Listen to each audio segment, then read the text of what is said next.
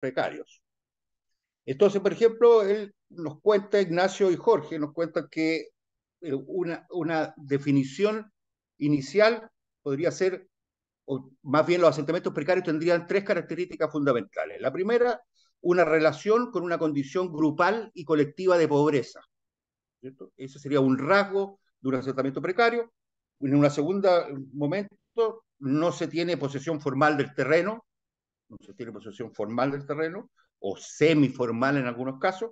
Y tercero, la precariedad de los servicios básicos y hoy día fuertemente también su localización en zonas de riesgo. Entonces, aquí surge ya la primera pregunta. ¿Cuántos de estos aspectos que están en los rasgos, estos que yo acabo de mencionar, están justamente con posibilidades, primero, de ser medidos y segundo, por lo tanto, poder usarlos como parte de los diagnósticos que se pueden hacer? El caso de la posesión formal del terreno, por ejemplo, es algo que está permanentemente en la información, en los datos, en las necesidades de esa información cuando no existe. La precariedad de los servicios es lo mismo, digamos, no hay saneamiento, no hay agua, etcétera, etcétera, etcétera, precariedad de la vivienda. Pero, por ejemplo, a mí por lo menos me surge inmediatamente esta relación con una condición grupal o colectiva de pobreza, que es un rasgo de la definición de un asentamiento precario. Bueno, eso está traducido en mediciones, en datos, en catastros, etcétera, etcétera. Parece que no tanto si uno lo compara con los otros dos puntos. Eh, Termina la definición que hace Jorge y Ignacio con esto que es un espacio que no debiera ser habitable, o sea, lo hace en el sentido del conflicto que surge aquí, según parámetros mínimos de desarrollo urbano. ¿Cuáles son, de nuevo, esos parámetros mínimos de desarrollo urbano que debieran estar incluidos cuando yo voy y hago un catastro, o hago un levantamiento, o hago una investigación, o un diagnóstico respecto a lo que está pasando en tal o cual lugar? Entonces hay espacio ahí, digamos, para nueva información, para nuevos datos. Lo otro que surge importante es esta dualidad, pero que no es una dualidad en conflicto de nuevo, sino que es una dualidad permanente, que es el tema de la calidad y la cantidad. O sea, hay una cantidad de personas viviendo, y ya nos vamos a referir a eso en un minuto, una cantidad de personas viviendo, que en este caso de los asentamientos precarios siempre son, en general en las mediciones en América Latina, familias, ¿cierto? Se habla de familias. Por supuesto, eso se traduce, digamos, en número de personas, eventualmente, pero como las familias ahora tienen estructuras muy disímiles que las tradicionales, con las cuales a partir de una familia se generaba el número de personas, digamos, es un tema importante el tema de cómo se mide esa cantidad. Pero por otro lado está todo el tema de la calidad. Y el tema o de la no calidad del asentamiento precario, que tiene que ver con esos índices de desarrollo humano o esos parámetros de desarrollo humano que mencionaba hace un rato. Entonces aparece esta doble dimensión. Después hay una dimensión que a veces no está muy bien rescatada, que tiene que ver con el proceso en el tiempo. Hay asentamientos precarios que son ayer y hay otros que llevan 15 años. Entonces, la dinámica de ese campamento, de ese asentamiento precario, digamos, cómo se trabaja en el tiempo, digamos, porque no son cuestiones así fijas, sino que van evolucionando y por lo tanto, entonces, es necesario introducir en esta caracterización, en estos catastros y estas dimensiones, la dimensión del tiempo. Lo otro que aparece también en forma importante es el asentamiento como situación transitoria. Hay muchas definiciones que parten, digamos, y claro, si uno ve, digamos, a las personas, digamos, que viven, digamos, las familias que habitan estos campamentos, ellos nunca piensan, digamos, cuando se constituye, digamos, el asentamiento precario, que van a estar ahí para toda la vida, digamos. ¿Te fijas? Y sobre todo ahora, si introducimos básicamente el tema de las migraciones, por ejemplo, las familias migrantes. Entonces, esta cuestión de la transitoriedad o lo transitorio, y que tiene que ver con formalización de la informalidad, dicen algunos, y tiene fuertes repercusiones con el tema de la política pública. ¿Sí? Entonces, hay asentamientos precarios que se constituyen, digamos, pero la política pública va rápidamente a los temas de erradicación y mover personas, digamos, mover familias de ahí para conseguir una vivienda social y que tiene que ver también con lo que nosotros hacemos en techo. O sea, cuánto de esa informalidad formalizada a través de la acción es parte, digamos, de lo que nosotros hacemos y que tenemos que introducirlo en la política pública o en los planes o las cosas que nosotros mismos hacemos desde techo. Entonces, aquí tengo un listado y se lo voy a leer rápidamente para que no me pase de mis 10 minutos, eh, de temas o aspectos o rasgos de los asentamientos precarios, comunes en general en toda América Latina. Algunos se expresan de mayor forma en algunos casos, otros no tanto, digamos, pero así es esta diversidad de situaciones que hay en América Latina. Acceso inadecuado a agua potable, claramente. Acceso inadecuado a servicios sanitarios, clásico. Vivienda precaria y mal localizada, clásico también, digamos, desde el punto de vista de las definiciones y desde el punto de vista de los diagnósticos. El mal localizada es algo del último tiempo y que tiene que ver básicamente con el tema de las zonas de riesgo y los temas de cambio climático que los voy a recuperar un poco más adelante. Sobrepoblación. Este es un aspecto, digamos, que en general no se mide mucho, digamos. ¿Cuál es la densidad, no es cierto? No podemos hablar de densidad adecuada, pero ¿cuáles son las diferenciales en términos de densidad en los campamentos o en los asentamientos precarios? Aquí hay algunos que definen una diferencia entre los urbanos y los semirurales o los que están en ciudades más chicas, etcétera, etcétera, donde hay territorio más extenso, digamos, y hay menos densidad versus los que tienen más densidad, una dimensión que también sería interesante colocar, digamos, dentro de la información y de los catastros y de las caracterizaciones que queremos hacer. Inseguridad de la tenencia, ya hablamos de eso es uno clásico. Precariedad de ingresos e informalidad. Aquí nos vamos acercando a aspectos que no son muy usualmente medidos, ni en las caracterizaciones, etcétera, etcétera.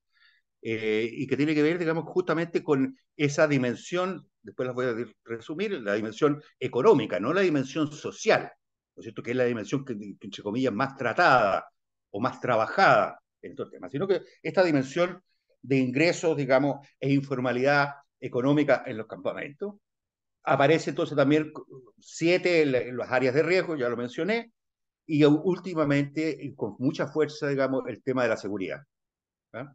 Eh, ¿Cuán inseguro es un campamento y sobre todo ahora con la introducción, digamos, tal vez no tanto en los asentamientos precarios, pero ya se ve mucho, digamos, los temas del narcotráfico, digamos, y la inseguridad desatada, digamos, por las bandas, etcétera, etcétera. Entonces, finalmente aparece un resumen o un paquete resumido de todas estas características que tienen que ver con población, tenencia y urbanización. Tenencia y urbanización las quiero dejar un poquito a un lado, ¿no es cierto? Y concentrarme en las faltantes, que son estas informaciones, datos, información, que tienen que ver básicamente con población. Y como eso no existe tanto, ¿no es cierto? Considerando también la de tenencia y urbanización, que son como los tres grandes bloques, aparece una propuesta en ese documento de Ignacio y Jorge, que a mí me parece fundamental, yo siempre lo he seguido, ¿no es cierto? Y que tiene que ver entonces con las fuentes de información. Entonces, nosotros tenemos fuente primaria, el censo, ¿no es cierto? Y las encuestas de hogares. Información que es bastante agregada, que muchas veces no coincide, digamos, los distritos en los cuales se recupera la información o se recoge la información, digamos, con la existencia misma del asentamiento. Hay una serie de problemas, digamos, pero ahí hay una fuente de información. Después viene información secundaria, que es información que tienen distintos organismos, eh, vámonos al clásico más, que son, por ejemplo, los municipios, ¿no es cierto? Porque los campamentos están, los asentamientos precarios están en un territorio específico, ¿no es cierto? Y hay otras instituciones, Techo entre ellas, por ejemplo, que tienen información. ¿Ah? Pero aquí aparece una cuestión que la quiero rescatar al final, que tiene que ver con la multidimensionalidad y la multiscalaridad en las propuestas. Pero en definitiva tenemos la primera, una medición primaria, digamos, después vienen las secundarias, la información que existe, y después llegamos en gloria y majestad, y quiero decirlo con todas sus letras, en gloria y majestad, al terreno. Porque no nos podemos quedar en ese nivel, claramente, porque es insuficiente, sobre todo para rescatar algunas de las dimensiones que estábamos mencionando antes, y aparece entonces todas unas metodologías muy completas, muy complejas al mismo tiempo, ¿no es cierto? Y que tienen que ver con que quienes están en la caracterización, quienes están en la medición, quienes están en los catastros, ¿no es cierto? Necesariamente tienen que desplegar en el territorio, en esos lugares, una serie de mediciones que tienen que ver con cuestiones objetivas y cuestiones subjetivas que surgen a partir de la participación de las mismas familias que están ahí, etcétera, etcétera, etcétera, etcétera. Bueno, ahí se descuelga la metodología, y estoy siguiendo, digamos, paso a paso, de las primarias a las secundarias y a los terrenos que después llegan al catastro y al perfil, etcétera, etcétera.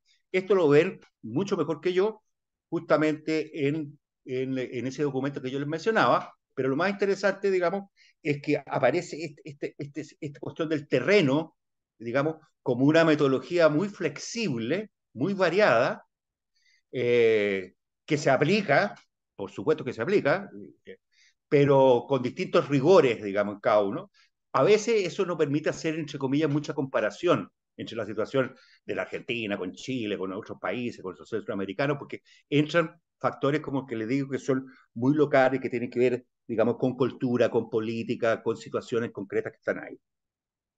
Entonces, por lo tanto, llegamos finalmente a que la necesidad que para caracterizar un asentamiento precario, completo, o sea, de buena forma, que nos permita, digamos, finalmente hacer un diagnóstico que a su vez nos permita el tema de las políticas públicas.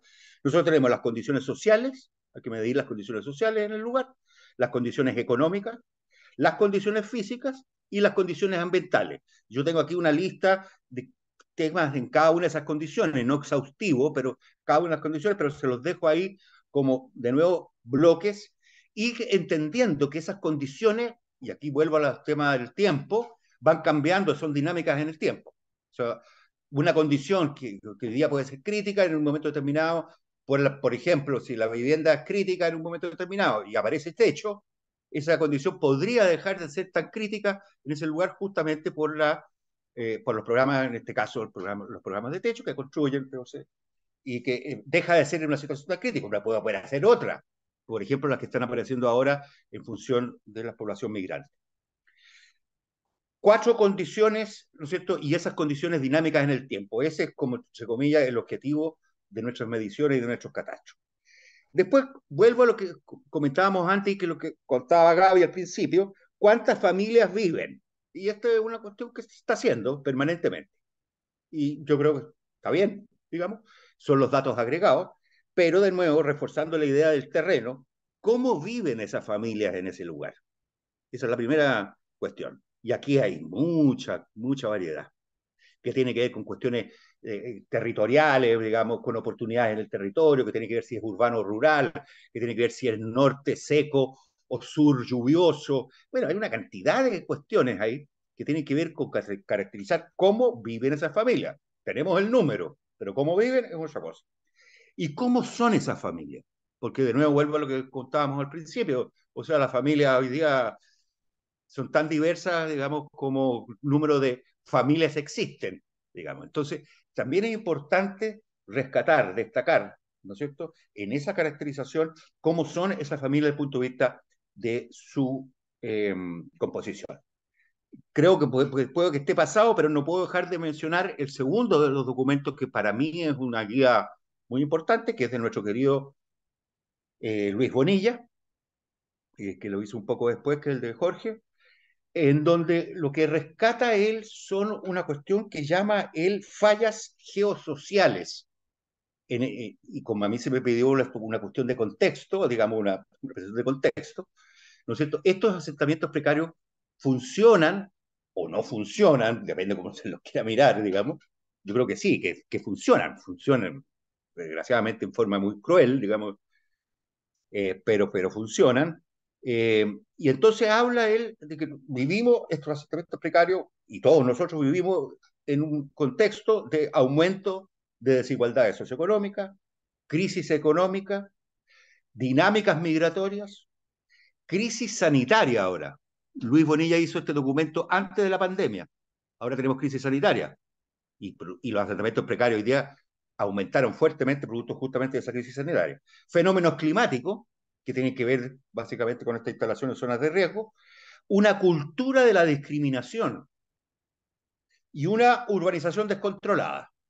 Estos son lo que él llama fallas geosociales, que a mí me parece genial la palabra, porque es una especie como de unión entre geología y sociología, digamos, para caracterizar estas situaciones de contexto.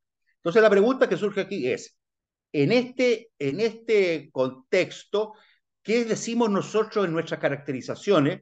Además de ir al punto ahí concreto, focal, en ese territorio, en ese barrio, en ese lugar, entonces, ¿qué decimos sobre estas situaciones de contexto? Porque para las políticas públicas, respecto de los asentamientos precarios, es fundamental considerar estas situaciones de contexto. Entonces, en esos diagnósticos y en esas mediciones, claro que hay que poner un poco de estos temas, digamos, de contexto, ¿no es cierto? Y decir, miren, ¿en qué momento está una Argentina, pronto a las elecciones, Gaby y compañía argentina, compañeros argentinos, y ese contexto, ¿cuánto afecta, digamos, la dinámica de ese asentamiento precario, digamos? Y cuánta, entre comillas, también, cuánta posibilidad tiene de mejorar en ese nuevo escenario que se abre, digamos, con un cambio, por ejemplo, en este caso, político. Ahora, todas estas cuestiones tienen que ver básicamente con un tema que menciona Luis y que yo, por supuesto, que lo hago mío, propio, de todas maneras, que es el tema de la reproducción de la exclusión. Entonces, si entendemos, digamos, que el asentamiento precario es una parte de la ciudad, una parte de las familias que están excluidas, ¿no es cierto? Y esto lo estoy relacionando con las políticas públicas. Entonces, ¿cómo se enfrenta el tema de la exclusión? Y el tema de la exclusión, insisto, no es solamente actuar en el lugar, sino que es actuar, digamos, en alguna de estas variables o estos parámetros que definen justamente ese contexto. Con eso, y ya voy terminando para los que están verificando los 10 minutos, no se preocupen, aparece entonces la idea de las políticas públicas, y aquí quiero centrarme en tres cuestiones principales, digamos, las voy a mencionar simple, a título, digamos, de, valga la redundancia, titulares. Multiescalaridad. Primero, en que la política pública que va a un asentamiento precario, y esto lo sabe muy bien Techo, tiene que considerar, digamos, que hay escalas distintas. Está la escala del lugar, la escala claramente urbana nacional, ¿no es cierto? Por ejemplo, todos los temas de suelo tienen que ver con políticas nacionales, ¿no es cierto? Y cómo afectan entonces las posibilidades que tengan esos asentamientos. La escala urbana internacional, que aparece hoy día con mucha fuerza con el tema de las migraciones, e inclusive la escala global, cuando aparecen todos los temas climáticos. Por ejemplo, en Nicaragua y en los productos, bueno, ustedes conocen mucho mejor que yo todos los temas. Ahora estábamos en México con el tema del huracán o de un tifón, o no me acuerdo qué es lo que era, ¿no es cierto? Que estábamos, que está activo el techo ahí, actuando, digamos, porque hay una afectación, pero que tiene que ver con un tema global. Entonces, hay una multiscalaridad que también tenemos que poder introducirla en nuestras caracterizaciones y en nuestras formalizaciones de datos. Hay una interinstitucionalidad que es gubernamental, nacional y de las comunidades. O sea, hay una interinstitucionalidad exógena, podríamos llamarla, y hay una institucionalidad endógena al campamento o al asentamiento precario, que tenemos que saber coordinar, combinar, etcétera, etcétera, etcétera. Y hay una multidimensionalidad, y vuelvo entonces a estos temas de las condiciones que mencionábamos antes, los temas sociales, los temas ambientales y los temas económicos. Tres cuestiones que son fundamentales para introducirla en nuestro sistema metodológico de catastro, de información, de análisis que nos permitan, digamos, tener más claridad respecto de lo que está ocurriendo realmente, ¿no es cierto? Porque eso nos determina las formas para poder resolver las cuestiones buenas. Entonces aparece una lista de cuestiones que tienen que ver con las propuestas.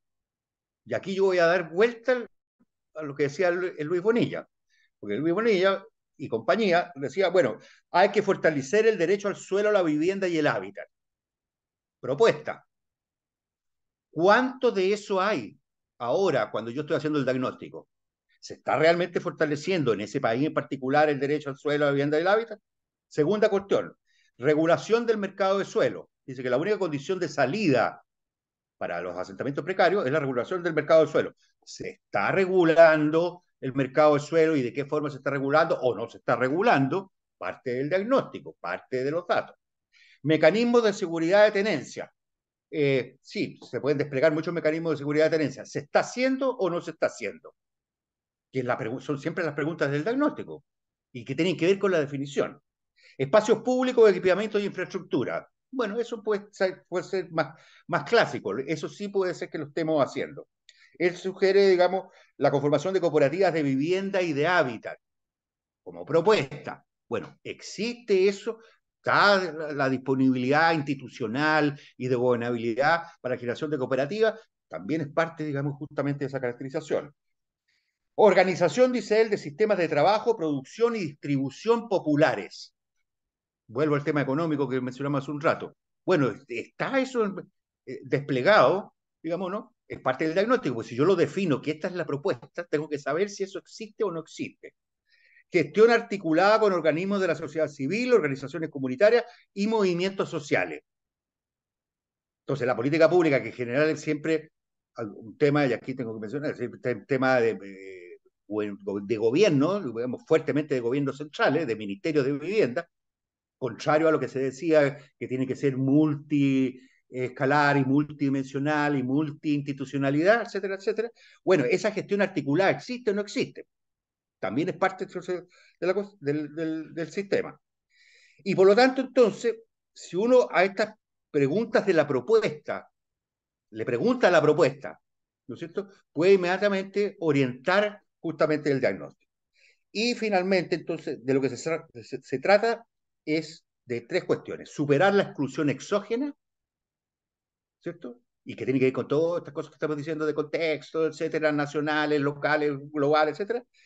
Por otra parte, incentivar el desarrollo integral endógeno. Esto es lo que plantean Bonilla y compañía en ese documento. Y plantean la idea de una economía solidaria. Si eso es lo que planteamos, ¿cuánto de esto sabemos si existe o no existe cuando hacemos esas mediciones?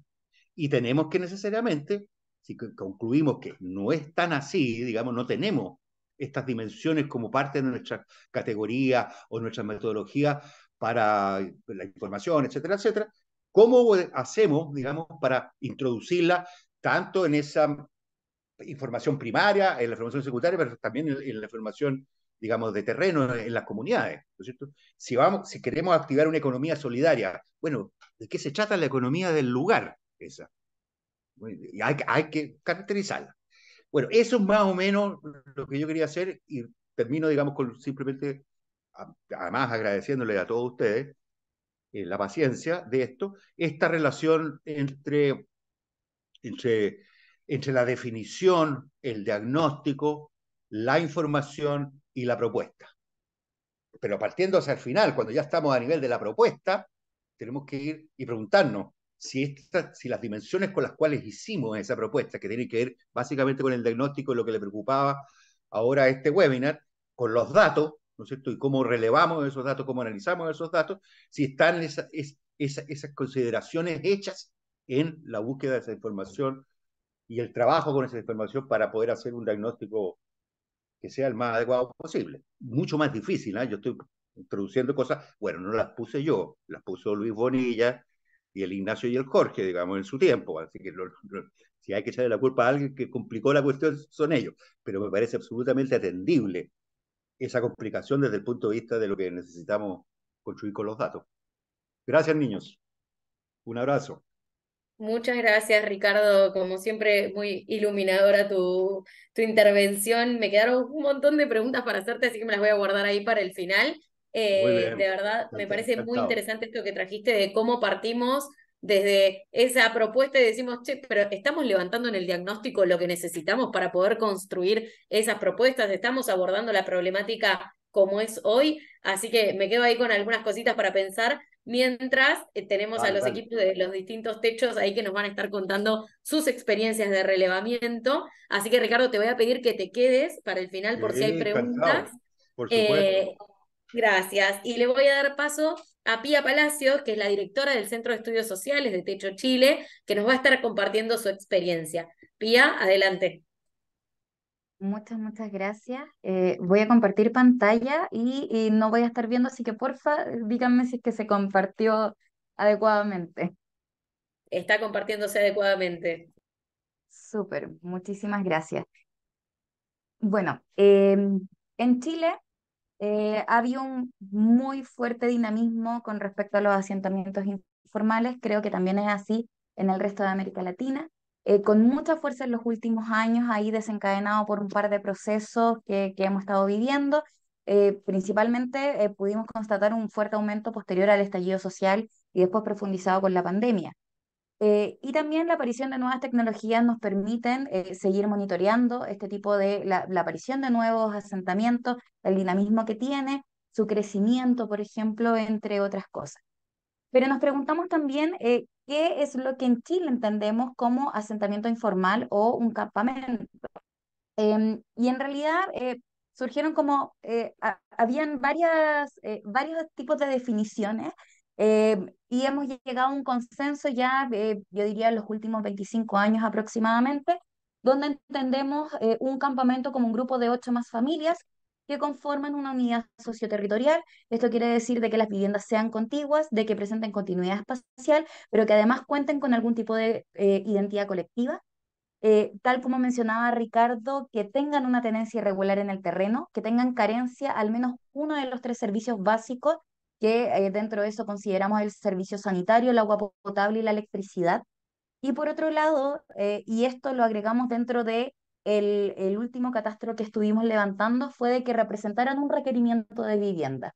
Principalmente porque hemos visto de que la construcción de la información también es dinámica, en ese sentido, porque han surgido nuevos dinamismos que nos hacen también como modificar cierto tipo de definiciones, principalmente porque si miramos las tres primeras observaciones que nosotros tenemos, calzaría perfectamente también con las llamadas tomas VIP acá en Chile, donde es gente que no representa un requerimiento de vivienda. Y ahí, tanto Techo Chile como MIMBU, el Ministerio de Vivienda y Urbanismo en Chile, realizan catastros de campamentos. Y hay cierto tipo de diferencias entre cada uno de ellos, pero también mucha complementariedad.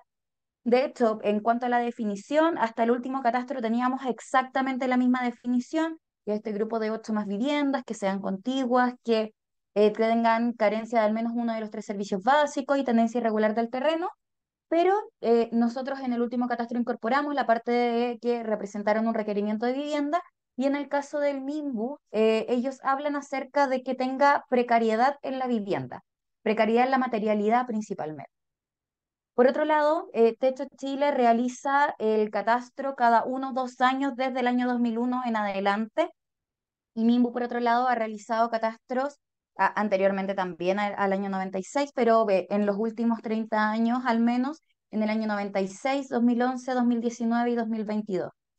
En este caso, diferimos también dentro de la unidad de análisis. Para nosotros, por temas de logística también, solamente podemos llegar a la unidad que es el campamento. En el caso de Mimbu, llegan al hogar. Por lo tanto, tienen una información sociodemográfica a la cual nosotros no podemos acceder por temas presupuestarios también.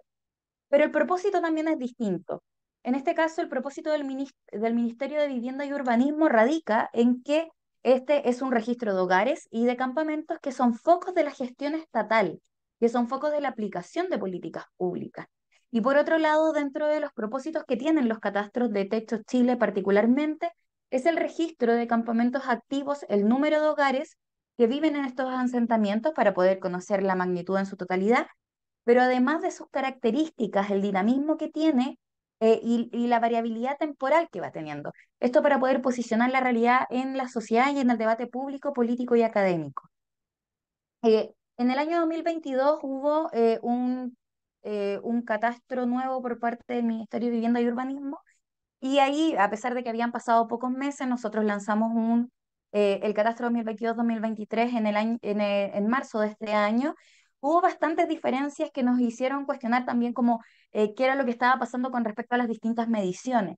En el fondo ahí nos dimos cuenta de que habían más de 300 campamentos que estaban catastrados por techo, pero que MIMBU no tenía catastrados, que hay más de 40.000 familias que no estaban consideradas y en el fondo habían ciertas sutilezas, pero pensamos de que lo más relevante de todos es que efectivamente ambos catastros tienen potencialidades, de que el nuestro, por ejemplo, tiene una cobertura nacional. Importante es que existe una co-construcción del conocimiento desde las comunidades, inclusive cuando hay macrocampamentos, hablamos con las comunidades para ver bien cuáles son las divisiones, y podemos tener una mayor resolución temporal, cosa de poder hacer un seguimiento también de este termómetro que resulta ser los distintos tipos de catastro. Por otro lado, dentro de las potencialidades que ya les había mencionado, la escala más detallada de MIMBU nos provee una información sumamente rica, sociodemográfica, que actualmente no podemos acceder de otra manera, principalmente porque dentro de los censos no se catastra completamente a los asentamientos informales, y por otro lado existen ciertas encuestas de medición que tampoco tienen dentro de su parámetro completamente estos tipos de grupos de población que ya viven más excluidos. Dentro de esto, como les mencionaba, hemos podido visualizar esta evolución, al menos en Chile, y abajo, dentro de este gráfico, aparece quién realizó el último catastro, cosa de poder realizar una buena tendencia. Lo importante de los catastros es que funcionan como un termómetro, como una especie de instrumento que nos hace ver qué es lo que está pasando en materia habitacional dentro del país y dentro de la aplicación de políticas públicas en el ámbito habitacional, al menos en el ámbito únicamente de asentamientos más informales. En este caso, vemos, por ejemplo, de que ya en el año 96 existían más de 100.000 familias viviendo en campamentos, y esto con otra definición que se tenía en esa época, que eran conjuntos de más de 20 familias habitando en este tipo de asentamientos. Em, a partir de eso, se implantó una muy fuerte política habitacional que reducía el déficit habitacional en Chile en términos cuantitativos, con mucho éxito, por cierto, en términos cuantitativos, pero también se nos olvida de que en ese tiempo se construyó mucha vivienda sin ciudad. Y ahí también viene el problema de los contextos posteriormente y que estamos arrastrando ahora actualmente. Podemos ver ese descenso importante después de esta política más cuantitativa de vivienda, y posteriormente, desde el año 2011 más o menos en adelante, hemos podido ver un alza sutil, pero sustantiva, en función de la cantidad de familias que llegan a vivir a campamento. Y esto también se ha relacionado, estoy hablando de relación solamente, no de causalidad porque no ha sido estudiado en profundidad, con el tema del alza del precio de la vivienda a un ritmo completamente diferente que el alza de los salarios. Y esto responde también a un término, a un ámbito mucho más económico que otra cosa. Y por otro lado, ya como les mencionaba, pudimos ver como un despegue de la cantidad de familias viviendo en campamento y también del número de asentamientos a partir del año 2019, donde podíamos indagar dentro de los motivos y respondían principalmente, el primero de ellos, a el estallido social, donde se crearon muchos campamentos nuevos, pero también que esto fue profundizado con la pandemia, donde los ingresos irregulares se vieron caídos básicamente a cero, muchos empleos se perdieron, y esto también agudizó todos los problemas de exclusión que se vivían al interior de las ciudades. Entre otras cosas, ya hemos mencionado que una de las principales datos que nosotros sí recogemos es la cantidad de hogares y la cantidad de campamentos para lograr ver el dinamismo ya a nivel nacional. Sabemos de que los hogares viviendo en campamentos están localizados preferentemente en zonas urbanas, en este caso en el Gran Santiago, el Gran Valparaíso y la región del Biobío, que es lo último que se ve al sur, con casi 10.000 familias viviendo en campamentos, pero también actualmente en el norte del país, que existe un gran dinamismo en los últimos años, y también con respecto al número de campamentos. Por otro lado, no toda información que se recoge es estática a nivel del tiempo, sino de que se va construyendo a medida de que las dinámicas van sucediendo. Por ejemplo, información de familias inmigrantes, en el caso de Techo Chile, no se recogía hasta antes del 2020, porque dentro del país tampoco era una prioridad saber si es que efectivamente había gente o hogares migrantes que vivían en asentamientos informales, y de acuerdo a MIMBU era un porcentaje completamente menor. En el año 2011 estamos hablando de un 1,2%, y ahora, en este año, estamos hablando de un 34% aproximadamente. Entonces, a medida que van cambiando el dinamismo, también van cambiando las preguntas y a eso es lo que nos queremos enfocar. Pero también que dentro de los motivos de campamentación son sumamente importantes para poder comprender cuáles son las causas subyacentes a la campamentación, qué es lo que está pasando, y únicamente a través de comprender las causas es que podemos atajar los problemas desde antes. Por eso es tan relevante conocer los dinamismos que se dan tanto temporalmente como en los distintos territorios. Si podemos ver dentro de los principales motivos que se mencionan, es por el alto costo de los arriendos, es por los bajos ingresos, pero también por la necesidad de independencia, porque las familias previamente a la llegada al campamento también vivían otras formas de exclusión habitacional que no fueron solucionadas y por lo tanto el campamento surge como una respuesta autogestionada del acceso a la vivienda. También, por cierto, el acceso a los servicios básicos es sumamente importante para nosotros para poder intervenir cierto tipo de asentamientos. Y hemos podido ver, por ejemplo, que solamente un 5,9% de los asentamientos accede al servicio del agua potable con medidor propio. Hay distintas formas, como el medidor compartido, el pinchazo a la red pública, el acceso mediante camiones aljibes, etcétera, pero esa es la manera que se considera formal en este caso. Un 17,2% accede a la electricidad de manera formal mediante medidor propio, que es la única manera en que se considera formal, y un 5,7% tiene acceso al alcantarillado. Acá es importante mencionar de todas maneras que el acceso formal se considera tanto el alcantarillado como la fosa séptica. Y por otro lado, como les mencionaba esto del dinamismo también de las preguntas, es que en la última medición sí consideramos el acceso a Internet, siendo de que en las demás mediciones no lo considerábamos como de una manera completamente relevante.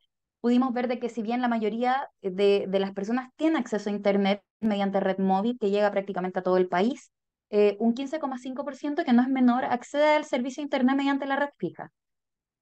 Bueno, dentro, no me voy a detener acá porque en realidad podrías haberles mostrado muchísima información acerca del catastro, pero tenemos muy poquitos minutitos, así que existen otros datos que fueron levantados desde el catastro. Tenemos la información general del campamento, el origen, el crecimiento, cuáles son las trayectorias que tienen los hogares, la seguridad en la tenencia y los servicios básicos, que esto es clave para poder discriminar también de lo que consideramos de campamento, que de lo que no es el riesgo y la calidad de vida, porque de hecho esto lo medimos solamente en el último, al menos el tema de los eventos que han alterado el funcionamiento del campamento, solamente lo realizamos en la última medición, donde ahí nos comentan de cuáles han sido los principales eventos. Y ahí están desde los terremotos hasta las tormentas, pasando también por eventos hidrometeorológicos que son sumamente importantes, sobre todo de cara al cambio climático. Ya sabemos de que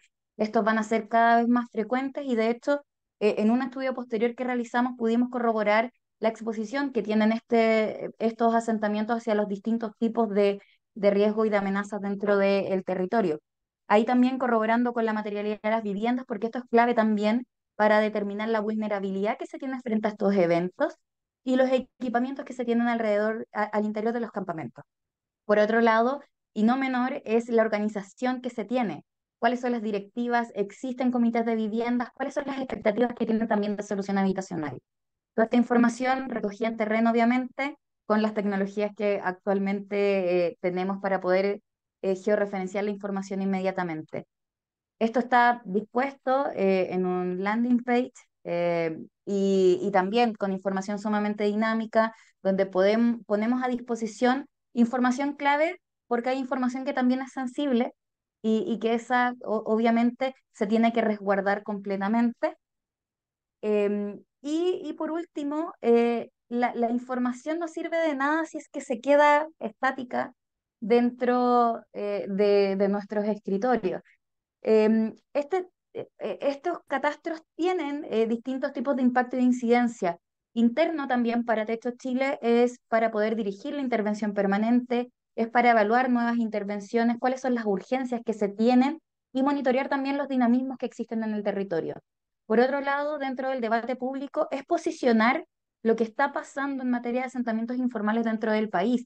Hay cobertura de prensa, centros de estudios, centros de políticas públicas y de universidades nos han dado cuenta de que somos un actor relevante dentro de la construcción de este tipo de información también, y por otro lado político, no menor, para poder aportar a la toma de decisiones.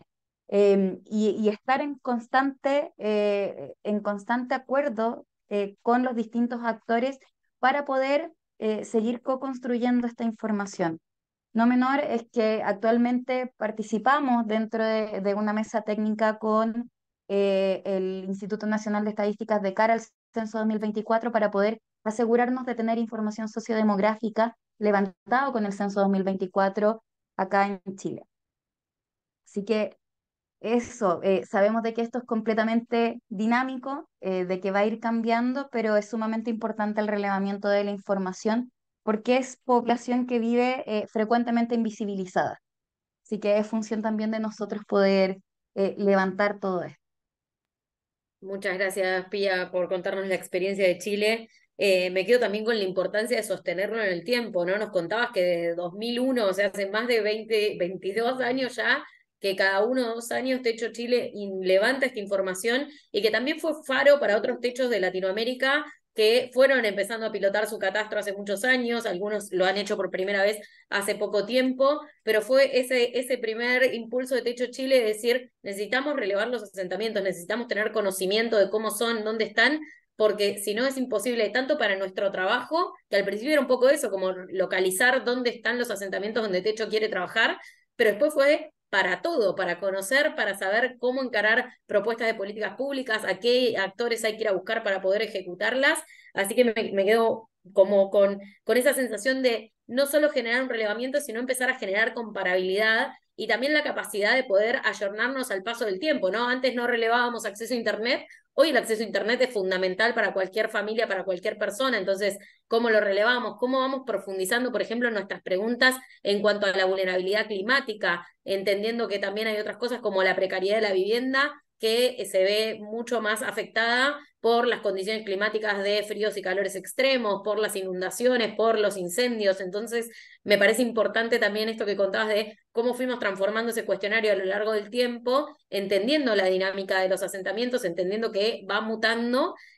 Así que me llevo un poco eso, también me quedaron preguntas, pero le voy a dar el paso a Lucía Gross y a Juan Manuel Dátoli de Techo Argentina y del RENAVAP de Argentina, para que ellos también nos cuenten su experiencia de un techo colaborando con el Estado, sumándose y haciendo ahí una sinergia para poder relevar información y construirla colectivamente. Bienvenidos.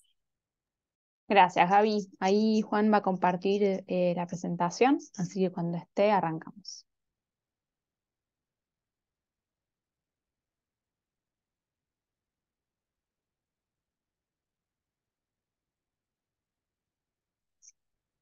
Ya está cargando ahí. Sí, bárbara. Perfecto.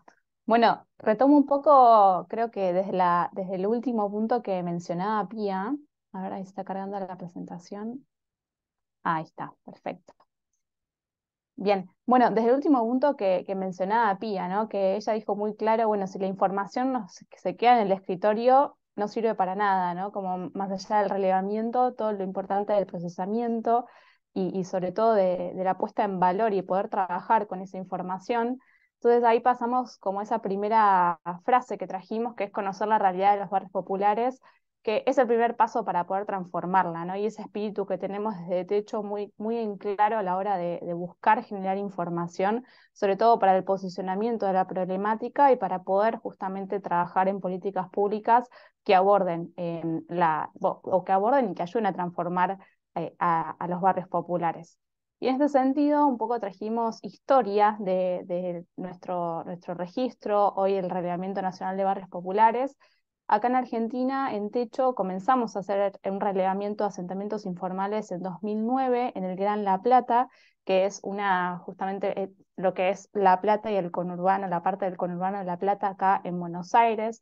Y eso se empezó a hacer con voluntariado, ¿no? Fue realmente desde el espíritu de la organización entender y comenzar a entender la problemática con la que estábamos trabajando, y se empezó justamente a hacer de forma sistemática, a aumentar el alcance del relevamiento. Es así como en 2011 comenzamos a hacer un relevamiento ya de villas y asentamientos en el Gran Buenos Aires y en la provincia de Córdoba, y en 2003 ya se amplió a las principales ciudades de la Argentina, para en 2016 ya dar ese gran paso de relevamiento nacional en Argentina, que empezó a abrir también otras conversaciones y la puerta hacia la política pública. Y esto es así porque en el 2016 ya se hizo un relevamiento a nivel nacional, y no solamente desde Techo, sino que también se convocó a otras organizaciones que trabajan en territorio acá en Argentina, que se agrupan en la UTEP, que es la Unión de Trabajadores de la Economía Popular, que agrupa muchas organizaciones territoriales de la Argentina, junto con Cáritas también, y se hizo un relevamiento a nivel nacional en conjunto con estas organizaciones y con personas pertenecientes a estas organizaciones que salieron al territorio a relevar.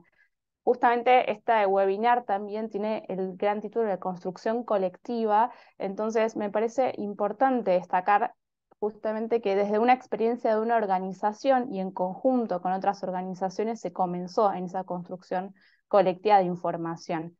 Ahora Juan nos va a contar un poco más el marco metodológico, ¿no? Y un poco más esa profesionalización también por la que pasamos, pero fue un gran primer paso para poder tener este panorama y esta foto a nivel nacional. Y esto, como decía, dio pie a pensar, bueno, ¿qué hacemos con esta información? ¿Cómo la ponemos en valor y cómo la usamos para transformar la realidad de los barrios? Y en el 2017 se creó el Registro Nacional de Barrios Populares. Ya fue el Estado que tomó el relevamiento y lo tomó como instrumento de política pública, ¿no? Es el Estado ahora quien realiza el relevamiento. Hoy Techo actúa como unidad ejecutora de ese relevamiento, es decir, participa relevando, pero en conjunto con el Estado. Y en 2017, además del Registro Nacional de Barrios, se creó el Certificado de Vivienda Familiar, que básicamente lo que acredita es el domicilio de las familias, es decir, el Estado por primera vez reconociendo que existen los barrios populares y sobre todo que las familias o acreditan el domicilio de las familias, lo cual abre la puerta justamente para el acceso a otros servicios como servicios básicos de agua, luz, entre otros. Más allá del acceso efectivo, digo, sí existe un primer reconocimiento de que esas familias están allí. Y en 2018 es el gran hito, que es la sanción de la ley 27.453 para la integración sociourbana de los barrios populares, que esta ley fue también trabajada en conjunto y formulada en conjunto con el Estado, pero también organizaciones de la sociedad civil, las organizaciones que venían participando del relevamiento nacional, y dio lugar para que a partir de 2019 se comenzara con políticas de integración sociourbana en los barrios populares. Entonces, volviendo a ese techo que en 2007, empezaba a relevar a los barrios populares, bueno, varios años después se pudo sancionar una ley y así comenzar con procesos de integración sociourbana de forma sistematizada y de forma también de alcance nacional para todos los barrios. Y como decía recién, bueno, la ley 27.453 del régimen de regularización dominial para la integración de los barrios populares se transformó en una política de Estado. Esto fue porque se sancionó en un gobierno anterior al actual y se continuó sobre todo en este gobierno que, dicho sea de paso, son gobiernos de colores políticos diferentes, ¿no? Entonces sí ya fue consolidado como una política de Estado desde su sanción, y fue sancionada en ese momento por unanimidad en la Cámara de Diputados y de Senadores también, lo cual es de gran relevancia para nuestro país. Y entre los principales puntos que la ley determina es que declara de utilidad pública y sujetas a expropiación todas las tierras que se encuentran dentro de los barrios populares, suspende los desalojos, el proyecto de ley o la ley principalmente suspendía los desalojos por 4 años, y esto el año pasado se reformó a 10 años desde la sanción de la ley en todos los barrios populares que estuvieran dentro del registro, lo cual es importantísimo para garantizar seguridad a las familias que hoy se encuentran allí viviendo. También declara de interés público el régimen de integración sociourbana de los barrios populares, como recién decía, para comenzar con obras concretas en su integración, que de nuevo no es que recién a partir de ahora comenzaron las obras, pero sí que se comenzó a hacer sobre un territorio reconocido, ampliado y también bajo un mismo paraguas que es la ley y el registro. Y también establece entre sus principales puntos que el 25% de la obra pública en los barrios populares debe ser adjudicado a cooperativas y trabajadores de la economía popular. Entonces, un poco vemos cómo justamente a partir del relevamiento se derivó en una política pública concreta para trabajar en la realidad de los barrios. Y algunos datos, hoy en Argentina, hasta 2018, el registro contempla barrios conformados hasta 2018, que es la última actualización. Sabemos que existen al menos 5.687 barrios populares, que ocupan una superficie de 590 kilómetros cuadrados.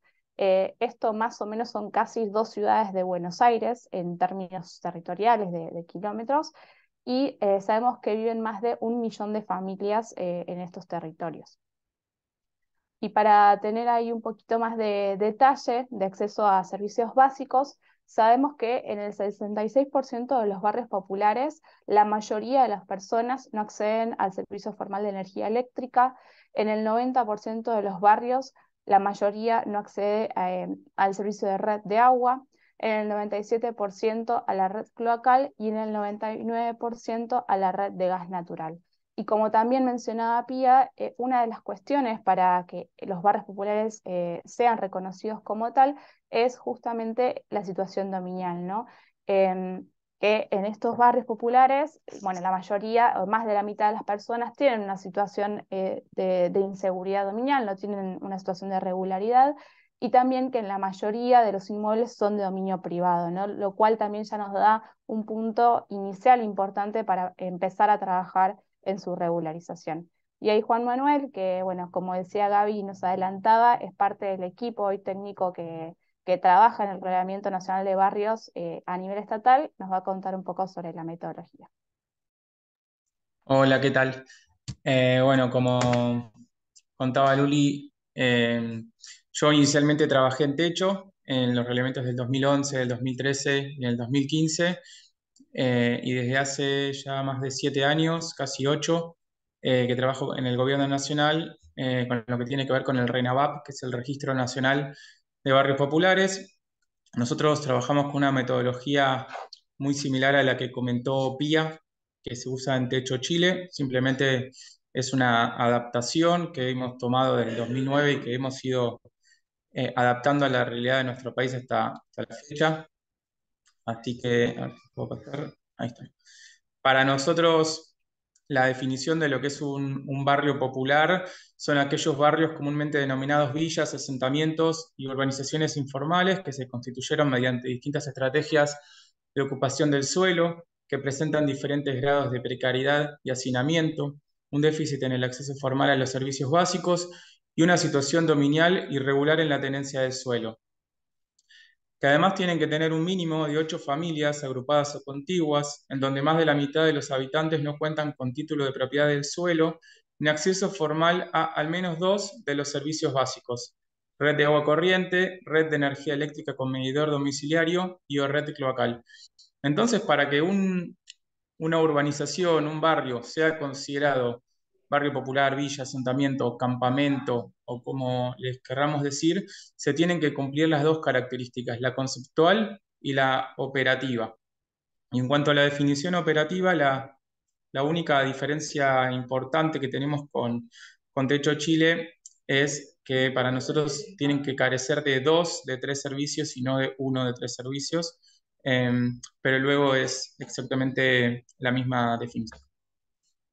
Así que, ¿cuál fue nuestra metodología ya desde el 2009 y hasta el último reglamento nacional que se hizo en el 2016? Hemos recorrido calle por calle, cuadro por cuadra, terreno por terreno, todo el territorio urbano de Argentina. Recordemos que Argentina es uno de los países más urbanizados del país. En áreas urbanas vive el 92% de la población, con lo cual hemos recorrido prácticamente todo el territorio habitado de nuestro país.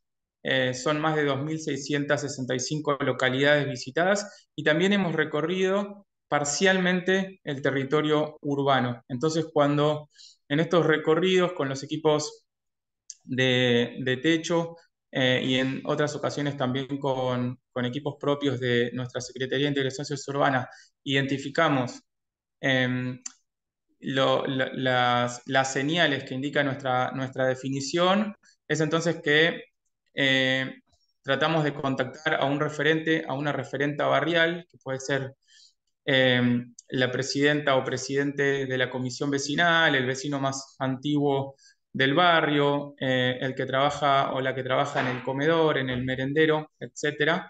Y es en conjunto con estos referentes que construimos todos los datos que nos permiten caracterizar cada una de estas urbanizaciones. Entonces les preguntamos cómo se llama el barrio, cuántas viviendas hay, en qué fecha se creó, cómo es el acceso a los servicios básicos, cómo son las condiciones de infraestructura, y también nos enfocamos mucho en el tema de los emplazamientos cercanos a factores de riesgo, como por ejemplo áreas inundables, los cursos de agua, vías de ferrocarril, basurales, áreas contaminadas, etcétera.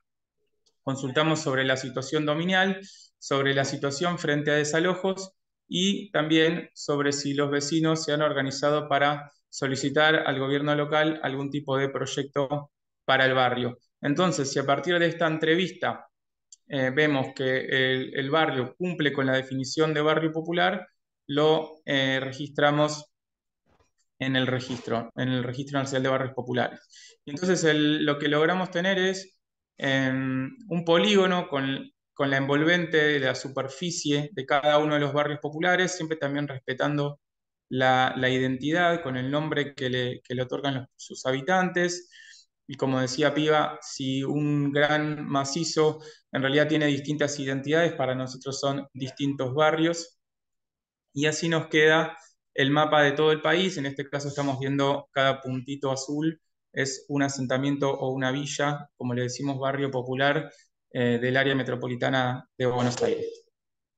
Y acá les quería mostrar también un ejemplo de lo que es el diagnóstico urbano, en donde nosotros con una aplicación del celular vamos mapeando no solamente la superficie envolvente, el polígono que envuelve la superficie del barrio, sino que también mapeamos todo lo que tenga que ver con infraestructura y, como se ve acá, con factores de riesgo. Entonces acá pueden ver en verde los barrios populares, pero también las zonas inundables, las zonas que están contaminadas, la presencia de basurales, el curso de arroyos, ya que hemos visto que hay viviendas muy pegadas a los cursos de agua, ¿no?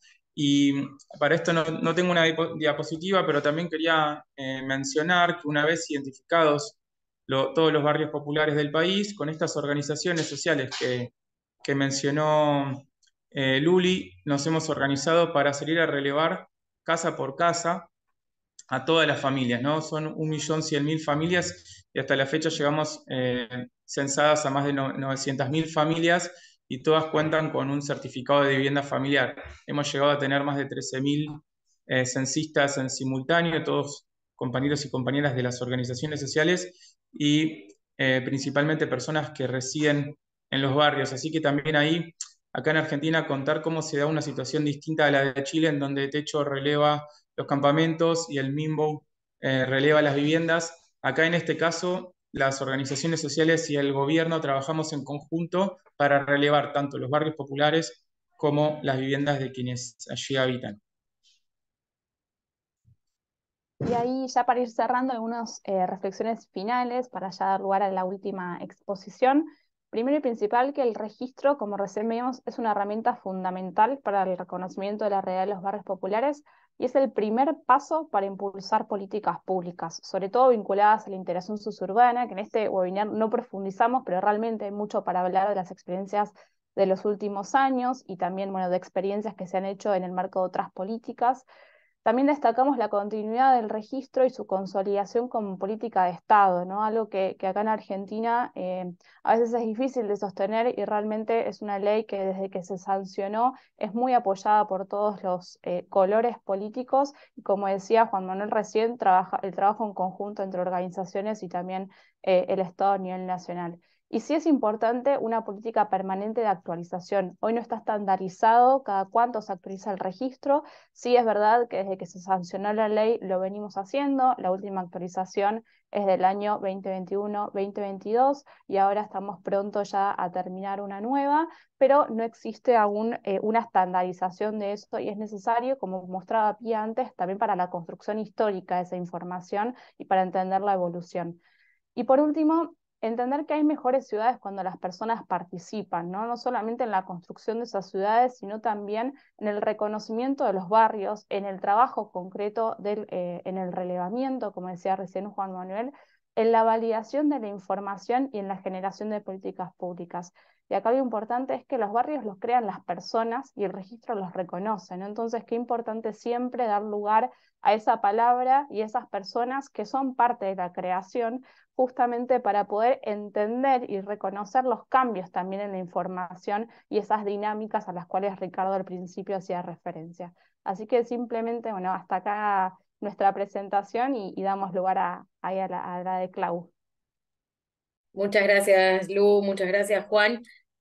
Súper importante esto último que decías, Lu, sobre todo hoy en el Día Mundial de las Ciudades, reconocer que hay otra forma de hacer ciudad que no es la del mercado, que no es la del Estado, que es la producción social del hábitat, donde millones de personas en Latinoamérica, de hecho más de 104 millones de personas en Latinoamérica, construyen sus propios barrios y que esto haga visible esa realidad, que estos relevamientos pongan en conocimiento de todos, no solo del Estado, sino también de la población, que existen, que esas ciudades también existen, ¿no? Y que son parte de la ciudad, y cómo podemos trabajar para esa integración, cómo podemos tener en cuenta los saberes, los conocimientos, los recursos que estas personas han puesto en crear y en construir y en mejorar sus barrios en el día a día, me parece muy, muy interesante e importante también.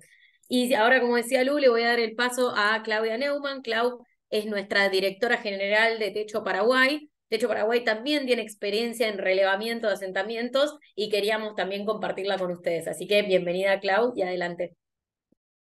Gracias, Gaby, gracias, Lu, y también a todos los que pusieron antes de mí. Bueno, me toca cerrar después de estas exposiciones tan interesantes. Voy a tratar de ser breve porque sé que nos estamos pasando en el tiempo.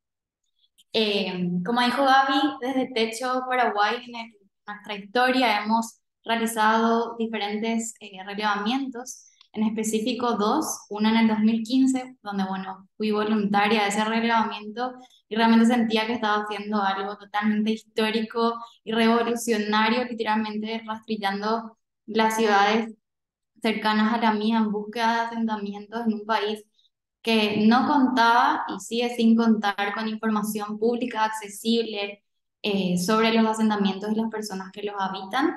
Hicimos uno similar en el 2020 en otra región ya. Y bueno, estos dos trabajos que realizamos anteriormente dieron pie a que el año pasado iniciemos uno, del cual les voy a hablar ahora, para poder ofrecer una metodología, una herramienta de reglamento frecuente de los asentamientos precarios al Ministerio de Urbanismo, Vivienda y Hábitat. Y eso es lo diferente que viene con este nuevo trabajo que iniciamos el año pasado, que busca hacer una propuesta al gobierno de trabajo con el gobierno también, porque en el proceso de esta construcción trabajamos con diferentes actores justamente para poder finalmente visibilizar y hacer todo esto que también contaron las diferentes exposiciones que vinieron antes de mí, de visibilizar a las comunidades vulnerables, sobre todo en el área metropolitana de Asunción, que es el área más urbanizada y con el mayor número de asentamientos en el país, sea un techo, ¿verdad? Porque no hay otra información al respecto y así acortar las brechas de desigualdad territorial. Y acá, como dije, lo más lindo que tuvo este trabajo fue el equipo. De hecho, trabajó como parte implementador el equipo técnico con una empresa mexicana que se llama Capsus, que trabaja en temas de sostenibilidad y también tecnología. Esto financiado por el BID y trabajando en conjunto con diferentes puntos focales y sobre todo con el Viceministerio de Urbanismo y Hábitat del Ministerio de Urbanismo, Vivienda y Hábitat de Paraguay. ¿Ah? Entonces, es realmente innegable cómo la pobreza urbana ha dado a la formación de asentamientos precarios en nuestras ciudades. Y acá una imagen bueno, son dos imágenes que provienen de diferentes lugares en el mundo, pero que son una representación del desequilibrio que existe en nuestras ciudades, ¿verdad? Y la falta de datos o la poca claridad o la poca accesibilidad que hay en esos datos tiene un impacto directo en la baja planificación o la capacidad de integrar a estos territorios en las políticas públicas y de proveer en estos territorios servicios públicos y también infraestructura, ¿verdad? Sin embargo, la generación de estos datos espaciales promueve una mayor atención a estas comunidades, cerrando estas brechas que tanto queremos cerrar y fomentando también las construcciones de ciudades donde todos querramos vivir, ¿verdad? Eh, Acá para mencionar que en Paraguay se han hecho diferentes esfuerzos para caracterizar a los asentamientos precarios. Se trabajó proponiendo diferentes metodologías desde los organismos públicos y bueno, desde Techo realizamos estos relevamientos que mencioné con anterioridad, pero al día de hoy todavía no contamos con información actualizada ni pública sobre cuántos son y cómo viven las personas que habitan estos territorios, ¿verdad? Ahí mostrando algunos de eh, de estos esfuerzos. Y es por eso que esto da lugar al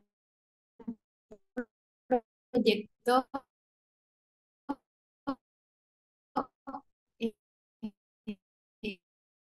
al equipo que mencioné, el Ministerio de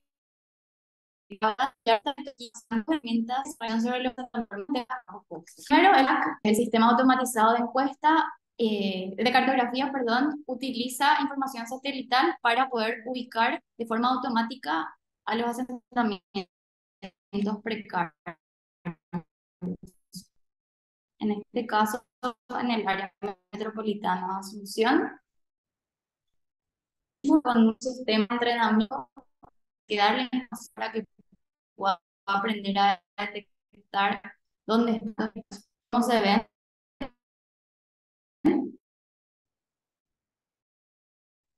Luego,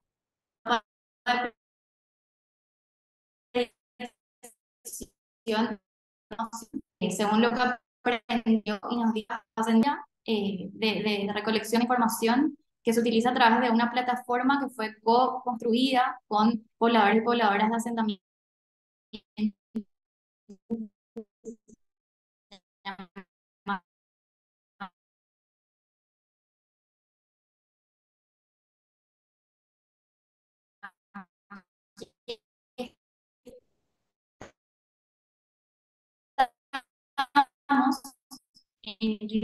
Todo esto considera un código abierto, también porque promueven la participación de las comunidades recolectando información del territorio, con el territorio, a través de los referentes que son los que más conocen a sus propias comunidades.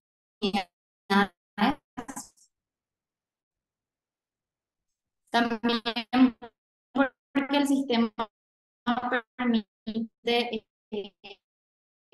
priorizar esfuerzos y porque no conocimiento especializado no quiere conocimiento. Luego está lo que es la información con las encuestas que nos arroja esos resultados para poder tomar decisiones informadas, ¿no?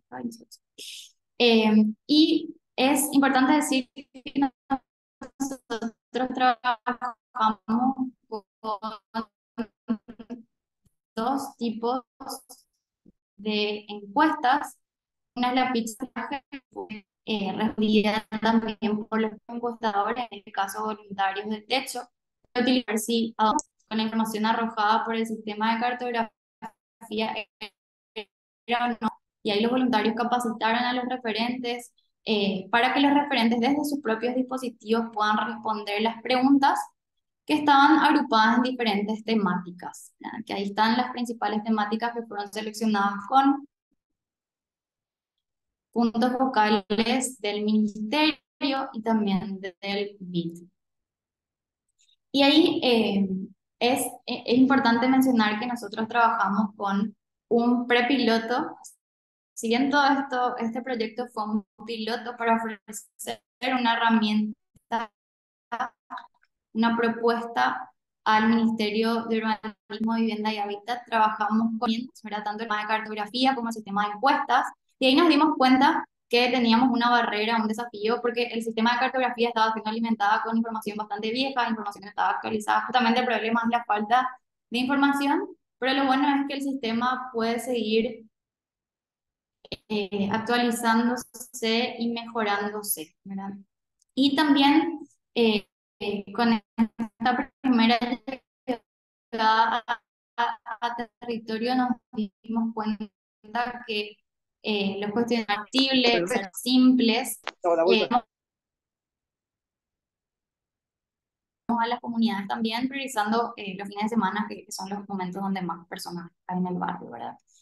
Y ahí, para mencionar dónde hicimos este trabajo, el piloto lo desarrollamos en las cuatro ciudades del área metropolitana de Asunción, que según nuestro relevamiento del 2015 son las que cuentan con un mayor número de asentamientos precarios, en casi 200 comunidades de estas ciudades, y con el apoyo de más de 100 voluntarios de techo, ¿verdad?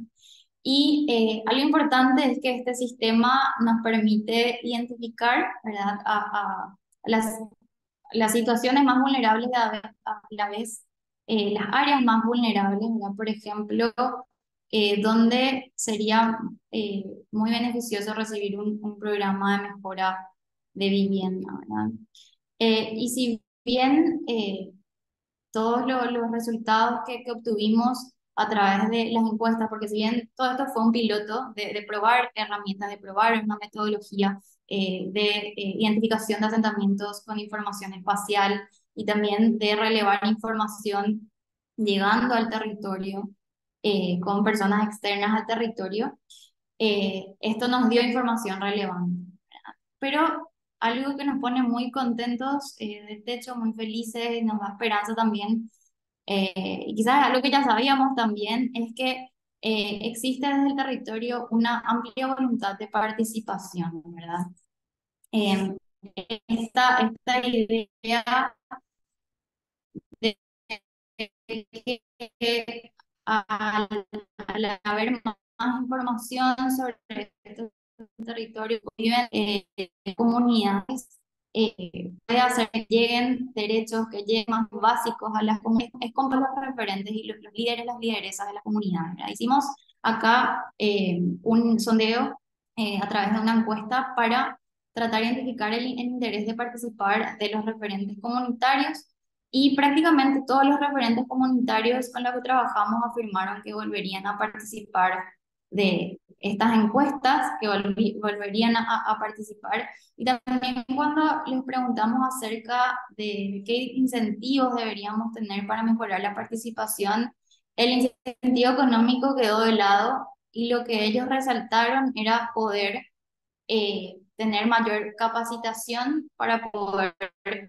eh, responder estas preguntas, para poder arrojar información pertinente sobre sus comunidades de manera fácil, y aparte una mejor explicación de qué iba a pasar con esta información, ¿verdad? Eso fue un desafío también que tuvimos al llegar a estas comunidades. Nos preguntaban qué íbamos a hacer con la información que estábamos relevando, si algo iba a llegar eh, a cambio, y bueno, tratábamos de explicarle de que era para hacer una propuesta al gobierno a utilizar esta herramienta, ¿verdad? Y como todo trabajo, todo proyecto, esto nos dejó lecciones. Uno es que el sistema automatizado de cartografía debe ser entrenado. Lo bueno es que puede ser a medida que le demos más información y a medida que este sistema se use y se verifique a través de las encuestas, ¿verdad? Porque no sé si se acuerdan, pero la primera encuesta que utilizamos es para verificar si lo que nos está arrojando el SAC es o no un asentamiento según la definición utilizada. Entonces es súper útil y es imprescindible para poder relevar información sobre estos territorios periódicamente, poder tener un sistema de cartografía, pero ese sistema de cartografía debe ser alimentado y ahí tiene que haber un esfuerzo detrás, ¿verdad? Y específicamente sobre el relevamiento, las comunidades están dispuestas a participar siempre que haya una comunicación clara del objetivo de por qué están dando esta información y que realmente el Estado se comprometa a mejorar las condiciones de vida de las comunidades, ¿verdad? La participación la participación de los referentes puede ser mejorada con una mayor capacitación en las comunidades sobre el uso de la plataforma, porque bueno, ahí también nos encontramos con otra barrera al querer hacer todo ágil, periódico, a bajo costo, ¿verdad? De querer utilizar la tecnología, también hay que hacer un gran trabajo de poder asegurarnos de que los pobladores de los asentamientos puedan utilizar la tecnología y puedan utilizar esta plataforma de manera fácil y efectiva. Y por último, también atender cuáles son los momentos en los que las comunidades están más dispuestos a responder este tipo de encuestas, ¿verdad? Y ahí también para contarles cómo venimos también nosotros expectantes de Techo Paraguay en los siguientes pasos, estamos con el BID dando seguimiento al ministerio para poder instalar finalmente el SAC, el sistema de cartografía, y de que realmente se pueda crear un equipo institucional con roles específicos para que las encuestas puedan ir, o sea, para que podamos, para que el ministerio pueda recolectar la información. Y eso también integrando una mesa de trabajo interinstitucional, ¿verdad? Entre gobierno, entre ONGs, entre la sociedad civil, la academia. Y por último también la construcción de una red de referentes comunitarios que alimente la información de este trabajo. Acá simplemente para finalizar, unas fotografías del trabajo que realizamos y también decir que bueno, desde hecho estamos muy contentos con los resultados de este trabajo. Fue la primera vez que trabajamos tan estrechamente con el gobierno, pero bueno, la metodología está...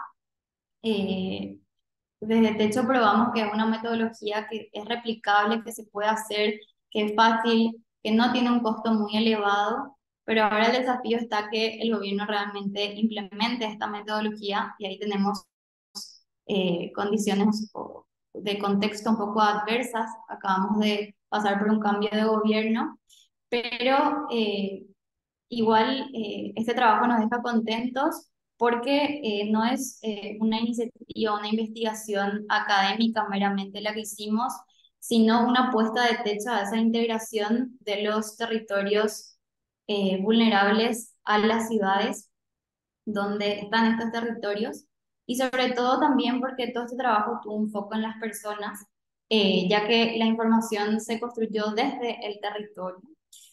Eh, y ahí también quería dejarles para finalizar con una frase, ¿verdad? De continuar con relevamientos participativos es una oportunidad para cerrar las brechas de desigualdad territorial, pero esto solamente será posible con la colaboración de todas y de todos. Y ahí decir también que, bueno, estamos un poco más atrasados que países como Chile, como Argentina, que por diferentes razones, algunas contextuales, otras no, de momentos en temas de relevamiento y de información sobre los asentamientos. En Paraguay, como dije ya varias veces, no existe información de cuántos son ni de cómo viven las familias que habitan estos territorios y por eso para Techo es tan importante este trabajo, pero nuestro compromiso de hacer un lobby y de que realmente se pueda utilizar estas herramientas está ahí.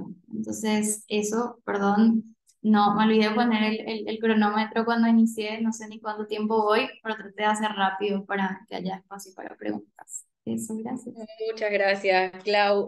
Súper interesante esto que traes como de novedad, ¿no? Como de poner a disposición la tecnología, como todo esto que tiene que ver con machine learning, con cosas que venimos escuchando últimamente, para el relevamiento de asentamientos, que no es menor porque pensar en algo que generalmente está excluido, en pensarlo desde este lado de incorporar esa tecnología, que también nos contaba ahí Juan, cómo habían utilizado tecnología en el caso del relevamiento de Argentina y demás, me parece importante, ¿no? Como esto que hablábamos antes, de ir ayornándonos a los cambios de los tiempos y a incorporar no solo modificaciones en nuestro diagnóstico, en nuestras preguntas, sino también en la forma de hacer ese relevamiento.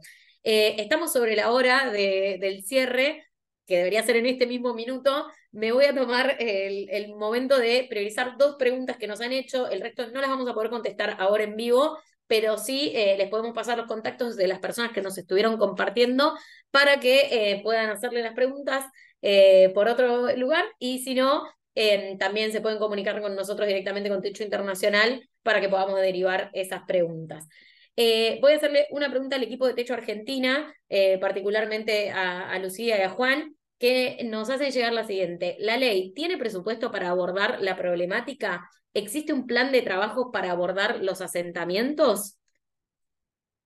Ahí, Juan o Lu. ¿Respondo yo? Bueno. Dale.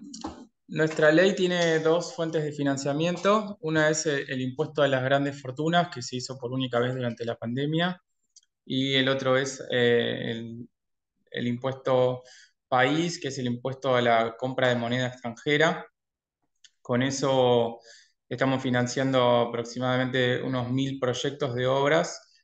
Pero bueno, son justamente, ahora se nos viene un cambio de gobierno, entonces hay que ver ahí cómo, me parece que es un desafío futuro, cómo sostener ese financiamiento, que hoy está garantizado, pero con un impuesto que fue por única vez y con otro que tal vez con un cambio de gobierno no continuaría.